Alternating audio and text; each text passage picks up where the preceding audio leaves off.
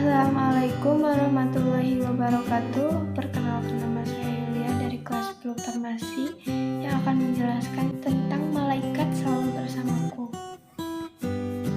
Yang pertama, pengertian iman kepada malaikat. Iman kepada malaikat adalah meyakini dengan sepenuh hati bahwa Allah Subhanahu wa Ta'ala menciptakan malaikat sebagai makhluk gaib yang diutus untuk melaksanakan segala perintahnya. Orang yang mengimaninya akan senantiasa menggunakan seluruh anggota badannya untuk berhati-hati dalam berkata-kata dan berbuat. Yang kedua, hukum beriman kepada malaikat. Beriman kepada malaikat hukumnya adalah fardu ain. Yang ketiga, penciptaan malaikat.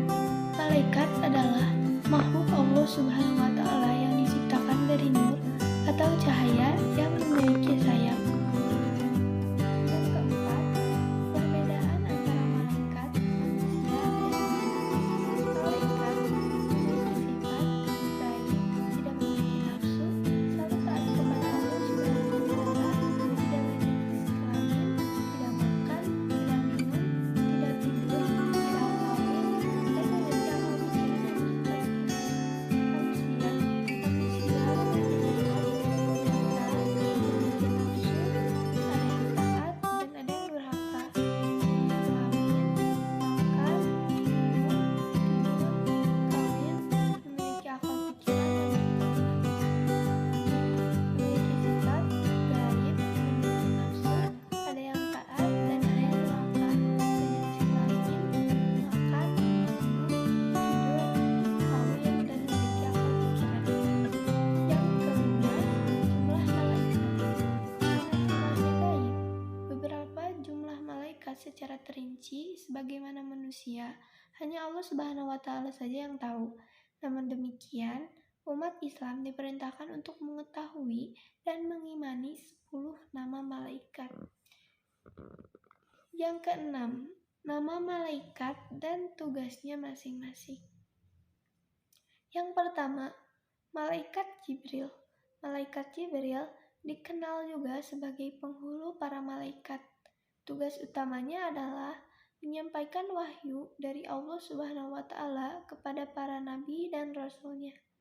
Yang kedua, malaikat Mikail. Malaikat Mikail adalah malaikat yang tugasnya mengatur urusan makhluk Allah Subhanahu wa Ta'ala, termasuk mengatur rezeki, terutama untuk manusia.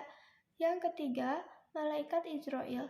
Malaikat Israil bertugas mencabut nyawa semua makhluk, termasuk dirinya sendiri. Malaikat Israil dikenal juga dengan sebutan malaikat maut. Yang keempat, malaikat Israfil. Malaikat Israfil tugasnya meniup sangkakala.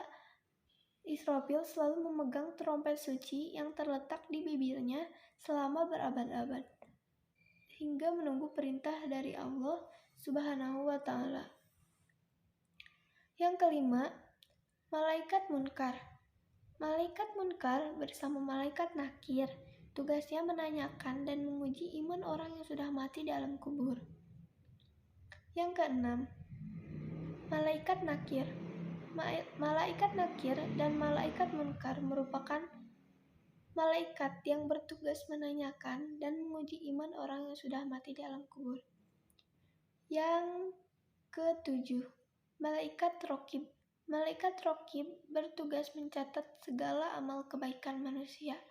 Ia bersama malaikat Atid yang mencatat amal buruk bertugas bersamaan. Yang kedelapan, malaikat Atid. Malaikat Atid bertugas mencatat segala amal keburukan manusia. Malaikat Raqib dan Atid sangat jujur dan tidak pernah bermaksiat kepada Allah Subhanahu wa Ta'ala. Yang kesembilan, malaikat Malik. Malaikat Malik adalah malaikat yang memimpin para malaikat yang bertugas di neraka. Yang ke-10, malaikat Ridwan. Malaikat Ridwan bertugas menjaga dan mengawasi surga serta menyambut semua hamba Allah Subhanahu wa Ta'ala. Hikmah beriman kepada malaikat. Dalam hal beriman kepada malaikat-malaikat Allah Subhanahu wa Ta'ala, pelajaran yang dapat dipetik antara lain adalah sebagai berikut. Yang pertama, menambah keimanan dan ketakwaan kepada Allah Subhanahu wa Ta'ala. 2. Senantiasa hati-hati dalam setiap ucapan dan perbuatan, sebab segala apa yang dilakukan manusia tidak luput dari pengamatan malaikat Allah Subhanahu wa Ta'ala. Yang ketiga, menambah kesadaran terhadap alam mengenai wujud yang tidak terjangkau oleh panca indera manusia.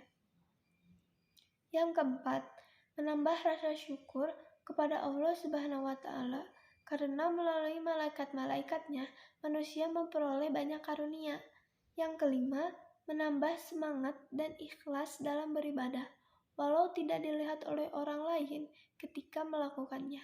Yang keenam, menumbuhkan cinta kepada amal soleh, karena malaikat selalu siap mencatat amal manusia.